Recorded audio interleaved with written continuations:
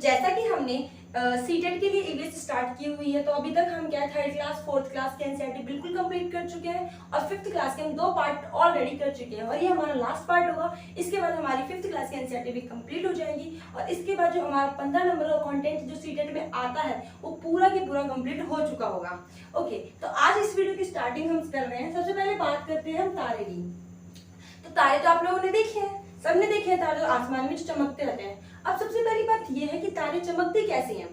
तो भाई सबसे पहली बड़ी बात तो ये है कि तारों के पास क्या अपना खुद का प्रकाश होता है। अब खुद का प्रकाश होने की वजह से क्या है, लाइट आती है वहां से। हमारा जो एटमॉस्फेयर है, हमारी पृथ्वी का जो एटमॉस्फेयर है, यहाँ पे बहुत ज्यादा मतलब कि क्या है, कुछ ऐसे कण होते हैं जो लाइट को परावर्तित कर देते हैं, जिसकी वजह से क्या है, जो तारे की जो एग्जैक्ट जहाँ पे ये तारा है वो हमें वहां ना दिखता, कभी इधर दिखता है, कभी इधर दिखता है, कभी इधर दिखता है, कभी इधर, कभी इधर, तो जिसकी वजह से हमें टिमटिमाता हुआ प्रतीत होता है। वो एक्चुअल में नहीं टिमटिमा रहा होता, बस हमें लगता है ऐसा कि वो टिमटिमा रहा है। और तारा कोई ऐसा छोटा मोटा सा तारा नहीं है जितना हमें दूर से दिखता है ना, इतना सा कि हाथ में मुट्ठी में लेंगे पकड़ में आ जाएगा, इतना नहीं है। आप लोगों ने सूरज तो देखा होगा, सूरज तो हमें दिखता है इतने पास से। तो जो ये तारे होते हैं ना, वो सूरज की तरह ही बहुत बड़े बड़े होते हैं। इवन जो हमारा सूरज है वो भी एक तारा है। तो ये जो तारे हैं ये इतने दूर है हमसे, इसलिए हमें छोटे दिखाई देते हैं, वरना हमारे सूरज की तरह बड़े बड़े तारे हैं। ओके, उसके बाद अगर हम बात करें उल्का पिंड की, तो उल्का पिंड क्या है, आपने देखो जैसे कोई हम कार्टून देखते हैं, डोरेमोन देख लिया आपने, शिनचैन, तो वो क्या करते हैं, टूटता हुआ तारा देखते तो उससे विश मांगते हैं। जो टूटता हुआ तारा होता है ना, ये कोई तारा नहीं होता, ये क्या होता है, उल्का पिंड होते हैं। तो ये क्या होता है, जब ये पृथ्वी के एटमॉस्फेयर में जब ये आते हैं ना, तो यहाँ पे बुरी तरह जल जाते हैं, जिसकी वजह से हमें कुछ ऐसी लाइट से दिखाई देती है और जिसको हम टूटता हुआ तारा कह देते हैं। ठीक, उसके बाद अगर हम बात करें नील आर्मस्ट्रांग की, तो भाई ये वो व्यक्ति थे जो सबसे पहले चांद पे गए। ठीक है, अगर हम बात करें कि भाई ये तो मतलब भाई विदेश से गए थे, अगर हम बात करें हमारे प्यारे भारत से कोई चांद पे पहली बार गया तो उनका नाम था राकेश शर्मा। ओके, तो अभी हमने जैसे बात की कि ये लोग क्या है, चांद पे गए थे। अब जब हम चांद की बात कर रहे हैं तो चांद ना तो तारा है ना उल्का पिंड है, तो चांद क्या है, चांद क्या है, एक उपग्रह है। हमारी जो प्यारी पृथ्वी है ये क्या है, ग्रह है। ग्रह जो ग्रह होते हैं ना, इनके पास खुद का प्रकाश नहीं होता। तारों के पास तो खुद का प्रकाश था इसलिए वो चमकते हैं, मगर हमारे जो ग्रह होते हैं, हमारे टोटल हमारा सौर मंडल है उसमें 8 ग्रह हैं और ग्रहों के पास अपना क्या है, प्रकाश नहीं होता, इसलिए टिमटिमाते नहीं। तो जैसे हम बात कर रहे थे ग्रह की, तो ग्रह क्या है, इसके आसपास भी कोई चीज जो है चक्कर लगा रही होती है। ठीक है, वो क्या है, इसका उपग्रह कहलाते हैं। जैसे अगर हम बात करें पृथ्वी की, तो हमारी जो पृथ्वी है इसका क्या है, एक उपग्रह, वो है चंद्रमा, या हमारा चांद। ठीक है, तो ये उपग्रह क्या होते हैं, जो ग्रह के चारों ओर चक्कर लगा रहे हैं। ठीक है, उसके बाद अगर हम बात करें पेट्रोलियम की, तो पेट्रोलियम हमें पता है, ये पेट्रोलियम क्या है, जो जीवाश्म ईंधन भी कहलाता है, जो कई कई करोड़ों सालों में बनता है। ये पृथ्वी के अंदर मतलब कि जो जीवाश्म ईंधन वो दबे रहे हैं कई कई करोड़ों साल में, वो पेट्रोलियम में परिवर्तित हो जाते हैं। अब जो पेट्रोलियम है ना, ये क्या है, एक गाढ़ा लिक्विड होता है जिसमें बहुत ज्यादा गंध आती है, मतलब अलग अलग टाइप की स्मेल आ रही होती है। जो पेट्रोलियम है ना, इसी से हमारा भी पेट्रोल बनता है, डीजल बनता है। ठीक है, एलपीजी वगैरह, वैक्स वगैरह, ये सारी क्या है, इसी से बनती है। कोल तार सब कुछ क्या है, पेट्रोलियम से ही बनता है, मतलब पेट्रोलियम के प्रोडक्ट ही। हाँ, तो जैसे अभी कई सारी चीजें जो मैंने अभी आपको बताई, कोल तार हो गया, पेट्रोल हो गया, डीजल हो गया, ये सब जो पेट्रोलियम से बनते हैं। मगर पेट्रोलियम जो हमें पाया एक लिक्विड फॉर्म में, एक गाढ़ा बदबूदार द्रव था, जिसको क्या करते हैं हम रिफाइनरीज में भेजते हैं। उसके बाद इसको भाई अलग अलग उसमें पेट्रोल वगैरह में कन्वर्ट किया जाता है। ओके, अगर हम बात करें ठंडा रेगिस्तान की, तो मैंने आप लोगों को पहले भी बताया, फिर से बता दी। ठंडा रेगिस्तान क्या होता है, लद्दाख। लद्दाख को मतलब ठंडा रेगिस्तान कह देते हैं। रेगिस्तान एक ऐसी जगह जहाँ पे बारिश बहुत कम होती है। ओके, तो इसका मतलब क्या हुआ कि लद्दाख में बारिश तो बहुत कम हो रही है मगर ठंडा, क्योंकि हम अभी तक तो हमने रेगिस्तान पढ़ा था जहाँ पे बारिश बहुत कम हो रही है, थार मरुस्थल के बारे में पढ़ा था, सहारा मरुस्थल के बारे में जाना था। मगर ठंडी का क्या मतलब है, इसका मतलब यह है कि लद्दाख एक ऐसी जगह है जहाँ पे मतलब रेगिस्तान में तो बारिश नहीं हो रही, दूसरे ठंडा की यहाँ पे पहाड़ियों से घिरा हुआ है, जिसकी वजह से यहाँ बर्फ है, ठंड बहुत है मगर बारिश नहीं होती, इसलिए इसको क्या ठंडा रेगिस्तान कहा जाता है। अब लद्दाख की एक और विशेषता यह है कि जो यहाँ पे घर बनाए जाते हैं वो क्या होता है, पत्थरों को काट कर, तोड़कर, पत्थरों को तोड़कर एक के ऊपर एक रखकर उस पर मिट्टी या चूने से मतलब कि लिपा जाता है और घर तैयार किए जाते हैं। तो अभी हमने ठंडा रेगिस्तान के बारे में जाना, ये क्या था, लद्दाख। अब हम बात करेंगे चांगयांग की। ये क्या है, एक ये मैदानी इलाका है जो कि जम्मू कश्मीर की मतलब बहुत ऊंचाई पे है, लगभग 5000 मीटर ऊंचाई पर एक मैदानी इलाका है। यहाँ पे क्या है, ये इतना ठंडा है कि यहाँ पे कई बार जो टेम्परेचर है 40 डिग्री से भी कम चला जाता है, मतलब 40 डिग्री तक चला जाता है। सोचो इतना लो चला जाता है टेम्परेचर यहाँ पे, तो कितनी ठंड होती होगी। तो यहाँ पे क्या है, एक विशेष प्रकार की बकरी पाई जाती है, और यहाँ पे एक मतलब एक प्रजाति पाई जाती है, जिसका प्रजाति को हम कहते हैं चांगपा। ओके, तो ये जो चांगपा होती है, एक विशेष प्रकार की बकरी को क्या है, पालन करती है, मतलब कि पालती है, पोसती है, जिससे क्या है, जो बकरी है ना, उसके जो बाल से पश्मीना शॉल बनाया जाता है। पश्मीना शॉल बहुत ही महंगा शॉल होता है। क्यों? क्योंकि भाई इसकी खास बात ये है कि एक तो ये इतनी ऊंचाई पर जिन बकरियों से बनाया जा रहा है, वो बकरियां कैसे सर्वाइव कर रही है बहुत मेहनत से। जो ये चंगपा जो लोग हैं वो भी बहुत मेहनत से सर्वाइव कर रहे हैं वहाँ पे, मतलब कि इतनी ऊंचाई पे। ऊपर से जो पश्मीना शॉल है ये इतना महंगा इसलिए भी है क्योंकि भाई देखो, सबसे पहले तो ये जो जिन बकरियों से बनता है, उन बकरियों के बाल की जो मतलब कि मोटाई कहेंगे हम, इतनी मतलब वो इतने पतले होते, इतने ज्यादा कि अगर उन बकरियों के 6 से 8 बाल अगर हम मिला देना, तब जाके हमारा एक बाल बनेगा। तो सोचो कि उनके बाल कितने पतले होंगे। और जो ये पश्मीना शॉल है वो मशीनों से नहीं बनाया जा सकता, तो लोगों को हाथ से बनाना पड़ता है, जिसकी वजह से इसको बनने में ना 250 घंटे लग जाते हैं।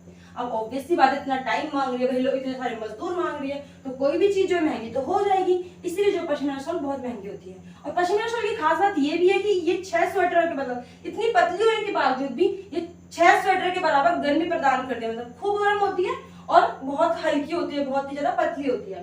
उसके बाद अगर हम बात करें रैबो की, तो रैबो जो चंगपा जो लोग थे ना, इनके जो टेंट होते हैं, टेंट, वो जो टेंट होते हैं जो भी तंबू टाइप का, उनको हम कहते हैं रैबो।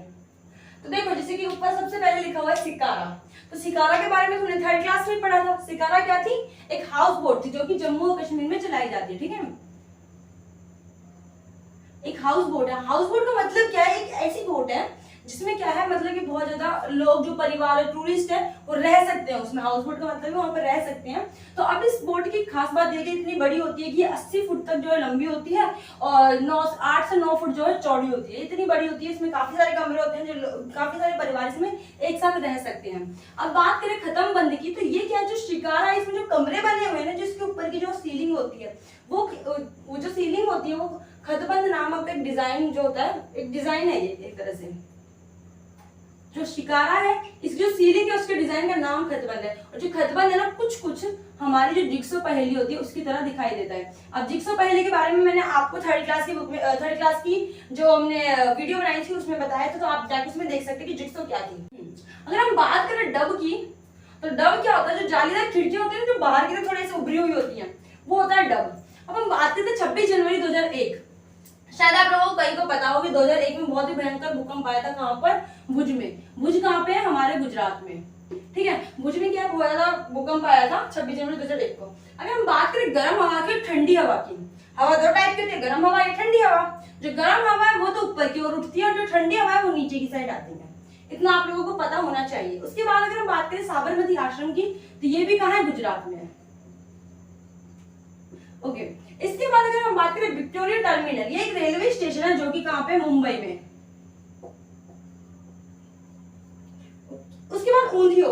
ऊंधियो आपने कई बार सुना हो शायद नाम, अगर आप तारक मेहता का उल्टा चश्मा देखते हो तो उसमें आपने सुना ही होगा कि ऊंधियो बना रहे होते हैं। खाने की एक डिश का नाम है, जो कि गुजराती डिश है। इसमें क्या होता है बेसिकली, कई सारी जो मतलब सब्जियां होती है, एक तरह से मिक्स वेज की तरह बना रहे होते हैं। कई सारी सब्जियों को एक ही हांडी में डालकर उसको कोयले की आग पे पकाया जाता है। सिंपल से ये होता है ऊंधियो। ओके, तो अभी क्या लिखा हुआ? कुड़ुक।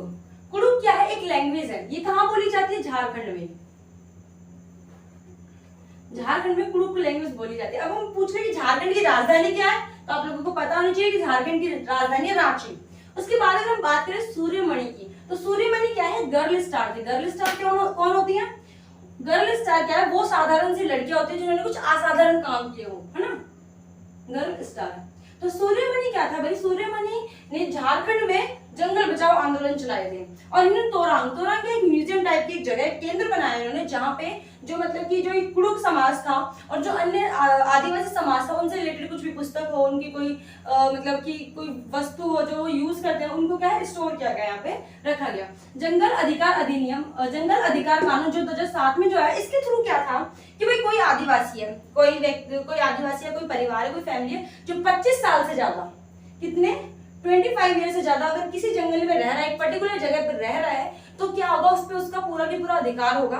वो उस जगह के मतलब कि पूरा मालिकाना अधिकार रखा, उसके जो जगह पे जो चीजें उग रही हैं उस पर उसका अधिकार होगा, और उसको उस जंगल से कोई निकाल नहीं सकता। ठीक है, ये था इस कानून के थ्रू।